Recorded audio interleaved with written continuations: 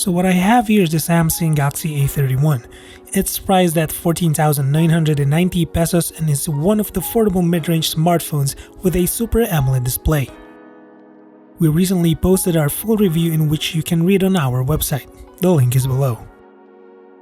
But in this video, we're going to talk about the camera and gaming capabilities of this phone. Is the Helio P65 enough to provide a good gaming and camera experience? Let's find out.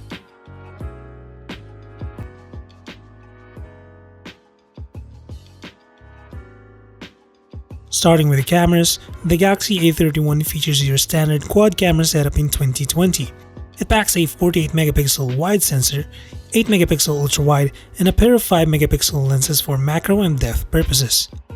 For the selfie camera, it has a 20-megapixel sensor that seems impressive on paper. Before we judge the photos and videos on this phone, let's take a tour of the stock camera app.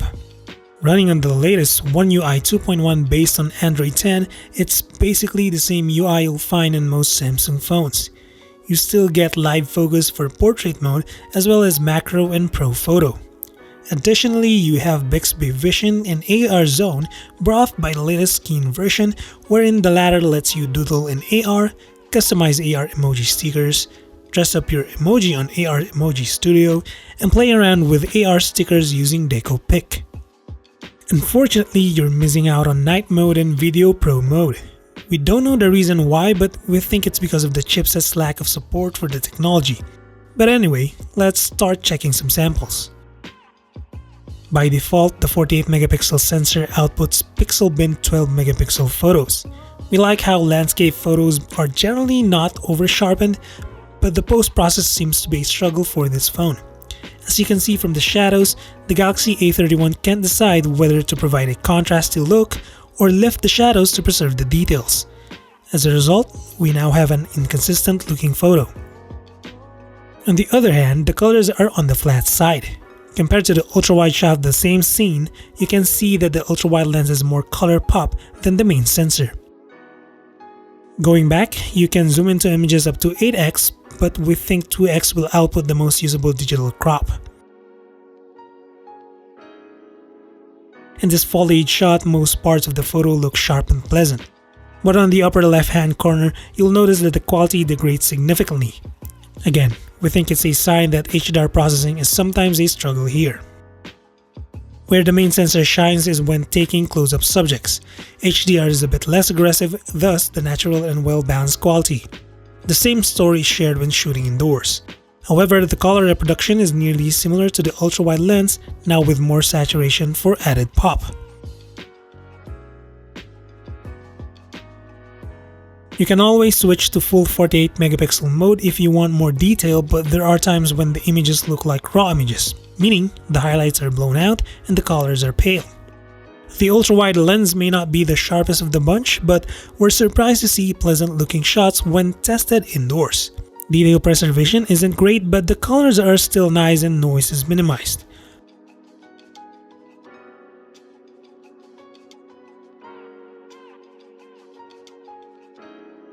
For macro, the 5-megapixel lens acts as if it's a 2-megapixel lens.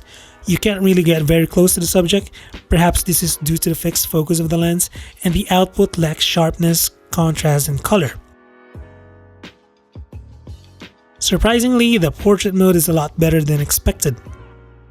It outputs the best looking shot out of the cameras, albeit with minor edge detection inconsistencies. Switching to video mode, you can only go up to 1080p at 30 frames without the option of stabilization and slow-mo. Now, that's very unfortunate provided the competition offers both. And as expected, the quality isn't excellent for the price. Again, the dynamic range is limited and the colors are on the flat side. Samsung tries to sharpen the details to compensate for the lack of high-res, but the video ends up looking like a painting at times. As for the ultra-wide, the hardware isn't enough to provide good stability. It badly needs electronic stabilization to get that ultra-smooth footage. For the 20-megapixel selfie camera, it's hard to get a decent looking shot unless you have good lighting. Photos are generally soft and pale looking. But on the flip side, the video looks better and decent enough for social media use. As I've mentioned earlier, the Galaxy A31 lacks night mode. but HDR is aggressive enough to provide you somewhat brighter shots at night.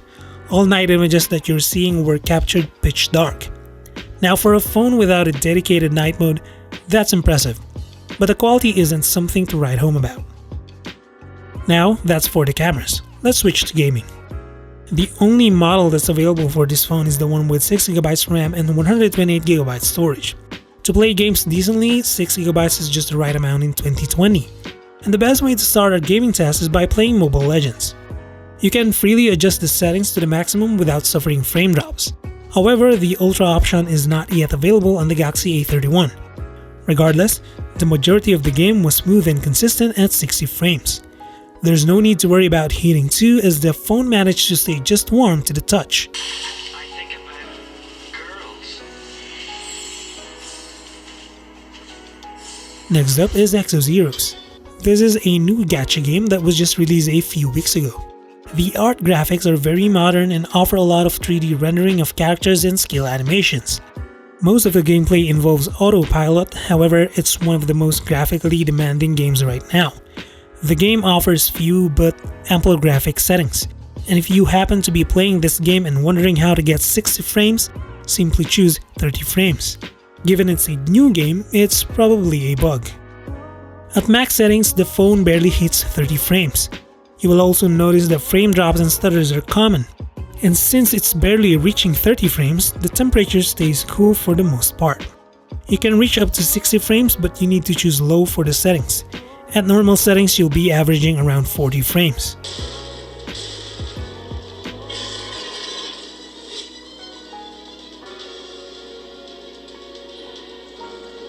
With Battle Royale games, we're going to start with PUBG. The default setting chosen by the game is balanced with medium frame rates. Since this is a gaming test, we're going to push the phone to its limits. At max setting with aliasing and shadows turned on and auto adjust graphics turned off, the phone managed to stay cool but struggled to go past 30 frames. Even in low settings, the Galaxy A31 barely hits 40. Overall, you can still play PUBG but expect minor texture pop-ins and stutters.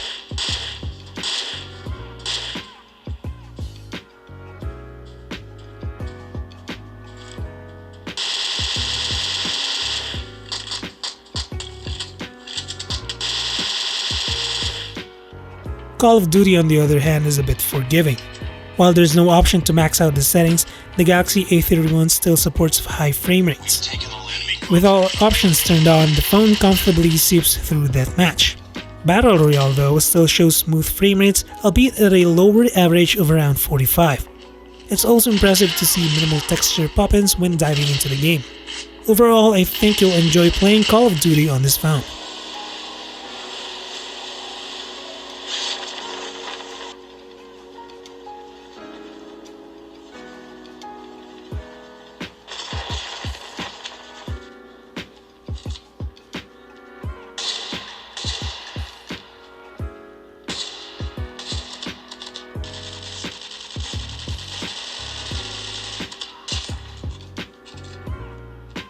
Last but not least is Dragon Raw.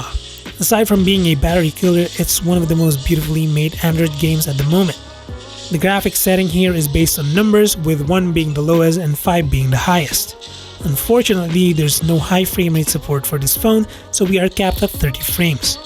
While we can choose the predefined graphics settings for the highest number possible, we can bypass this one by choosing custom and setting our desired level. At max, the game plays around 20 frames. Stutters are also very obvious. To get the best experience, the level should be between 3 or 4.